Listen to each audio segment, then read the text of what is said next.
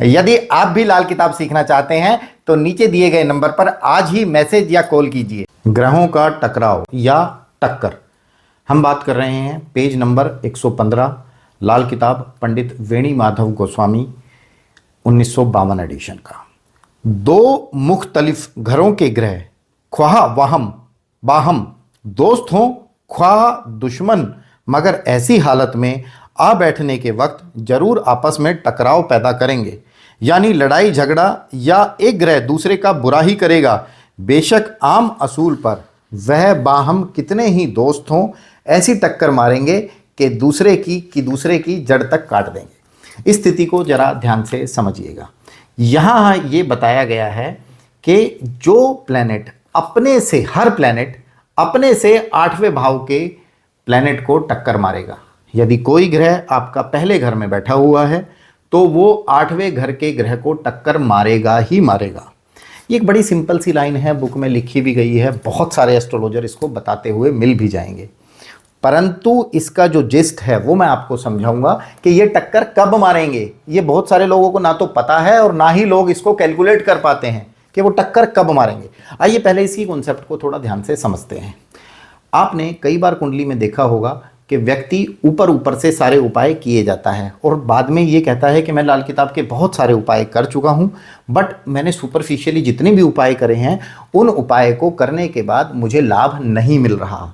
मैंने कोई उपाय किया है तो उससे लाभ नहीं मिल रहा। अब इसी स्थिति को आपको समझने की आवश्यकता है कि यदि ग्रहों की आपस में टक्कर लग रही है तो वो ग्रह खराब हो रहे होंगे। जैसे कि एक कुंडली हमारे स्क्रीन पर डिस्प्ले हो रही है, इसमें चौथे भाव में शनि देवता बैठे हुए हैं। अगर चौथे भाव में शनि देवता बैठे हैं तो इनसे 8वें भाव पर 11वें घर में 11वां घर खाली है, परंतु इनसे 6ठे भाव पर 9वें घर पे मंगल बैठे हैं। तो यहां मंगल और शनि के बीच में 6-8 की टक्कर बनेगी और ये टकराव उत्पन्न करेगी। अब जब इनके बीच में ये 6-8 की टकराव उत्पन्न होगी तो यहां दोनों ही ग्रहों को परेशानी होगी, दोनों ही ग्रह खराब होंगे। जातक को यहां शनि से और मंगल से रिलेटेड समस्याएं आएंगी। अभी इसी पत्री को थोड़ा और ध्यान से समझते हैं, क्योंकि जो टक्कर बताई गई है उसमें यह बताया गया है कि शनि देवता एक ऐसे प्लैनेट होते हैं जो उल्टी टक्कर मारते हैं। यदि पहले भाव में कोई ग्रह बैठा हुआ है, मान लो सपोज पहले भाव में सूर्य बैठा हुआ है और 8वें भाव में किसी व्यक्ति के शनि देवता बैठे हुए हैं, तो यहाँ सूर्य देवता भी 8वीं टक्कर मार रहे हैं शनि देवता को जाके, और शनि देवता उल्टी टक्कर मार रहे हैं सूर्य को। और जो ये उल्टी टक्कर होती है शनि की, ये कहते हैं दुगने जहर से मारते हैं। शनि देवता यहाँ दुगने जहर से मारते हैं, तो ये टक्कर यहाँ और ज़्यादा डेंजरस हो जाती है। अब बंदा सुपरफिशियली अपने उपाय करे जा रहा है, अपनी दशा के उपाय करे जा रहा है, या जो उसका प्लैनेट कुंडली में खराब अवस्था में बैठा है, जो प्लैनेट उसका खराब अवस्था में बैठा है। जैसे इस कुंडली में अगर आप देखेंगे तो हमारा केतु और राहु दोनों ही खराब अवस्था के हैं, परंतु इनसे ज़्यादा हमें उपाय करने की ज़रूरत है कि बृहस्पति को कौन कौन से प्लैनेट टक्कर मार रहे हैं आके।